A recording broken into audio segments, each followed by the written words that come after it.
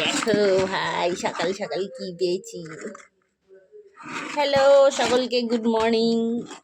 তো সকালে গেছিলাম দুধ আনতে, দেখলাম একজন মাসিমা নিয়ে এসছে কই মাছ। ওরা গ্রামের থেকে আনে, ভালোই হবে। আর বাজারে যেগুলো নিয়ে আসে ওগুলো তো আমি আনি না, কারণ ওগুলো এখন বেশিরভাগই হাইব্রিড হয়।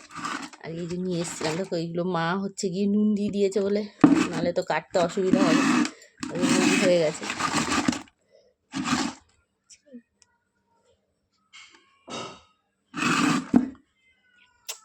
আমি একটু মাছ ভক্ত, আমার বাবাও ছিল মাছ ভক্ত, আমিও একটু মাছ ভক্ত। আমার এইসব মাছ ভীষণ ভালো লাগে।